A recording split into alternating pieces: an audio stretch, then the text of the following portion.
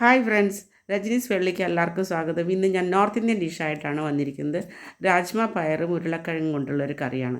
രാജ്മ പയറും ഉരുളക്കിഴങ്ങും കൂടി ചേർക്കുന്നതിൻ്റെ ഉദ്ദേശം കറിക്ക് കുറച്ച് ഗ്രേവി കൂടെ ഉണ്ടാവാനാണ്. അപ്പോൾ ഓവർനൈറ്റ് കുതിർത്ത് ഒരു 5-6 മണിക്കൂറിൽ കുതിർത്തിട്ട് വേണം നമ്മൾ രാജ്മ പയർ വേവിക്കാനായിട്ട്. ഒരു 4-5 വിസിൽ വന്നാൽ അത് പഞ്ഞി പോലെ വേവുള്ളൂ.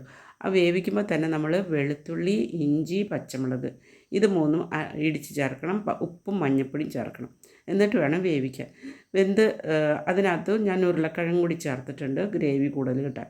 പിന്നെ ഞാനിതിലേക്ക് ഗ്രേവിക്ക് വേണ്ടിയിട്ട് ഒരു ടൊമാറ്റോ, പകുതി സബോള, കുറച്ച് പെരുംജീരകം, കുറച്ച് വെളുത്തുള്ളി ഇതാണ് അരച്ച് കൊണ്ടുവന്ന് വെക്കണം. ആദ്യം തന്നെ കടായി അടുപ്പത്ത് വെച്ച് നമ്മൾ വെളിച്ചെണ്ണയോ നമുക്ക് ഇഷ്ടമുള്ള ഓയിൽ ഉപയോഗിക്കാം കേട്ടോ.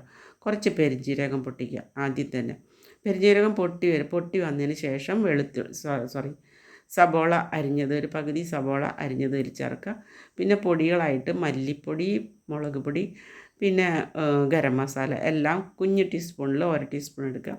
ഇളക്കി യോജിപ്പിക്കുക. ഒന്ന് പച്ചമണം മാറുമ്പോൾ നമ്മൾ അരച്ച് വെച്ചിട്ടുള്ള ഗ്രേവി അതിനകത്തോട്ട് ഒഴിക്കും. വെളുത്തുള്ളി, തക്കാളി, പച്ചമുളകെല്ലാം അരച്ച് വെച്ചല്ലോ, അത് ഇതിനകത്തോട്ട് ചേർത്തിട്ട് നല്ല പോലെ ഇളക്കി യോജിപ്പിച്ച് വെള്ളമൊക്കെ വറ്റി ചട്ടിയിൽ നിന്ന് വിട്ട് പോരുമ്പോൾ നമ്മൾക്ക് അതിലേക്ക് മറ്റ് വേവിച്ച് വെച്ചിട്ടുള്ള രാജ്മ പയറും ഉരുളക്കിഴങ്ങും കൂടി മസാലയിട്ട് വേവിച്ച് വെച്ചിട്ടുള്ള ഇതിനകത്തോട്ട് ചേർക്കാം.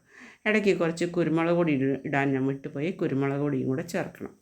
എന്നാലേ അതിനൊരു പ്രത്യേക ടേസ്റ്റ് ഉണ്ടാവുള്ളൂ. ഈ പറഞ്ഞ സാധനങ്ങളെല്ലാം ചേർത്താലേ രാജ്മ പയർ കറി ടേസ്റ്റ് ഉണ്ടാവുള്ളൂ കേട്ടോ. എന്നിട്ട് ഉരുളക്കിഴങ്ങും കൂടിയിട്ട് നല്ലപോലെ തിളച്ച് കഴിഞ്ഞിട്ട് നമ്മൾക്ക് മല്ലിയിലയും കൂടെ അരിഞ്ഞിടണം. നമ്മളെ കറി റെഡി ആയിരിക്കുകയാണ്. അപ്പോൾ എൻ്റെ ചാനൽ സബ്സ്ക്രൈബ് ചെയ്യാത്തവർ തീർച്ചയായും സബ്സ്ക്രൈബ് ചെയ്യുക. Okay, by.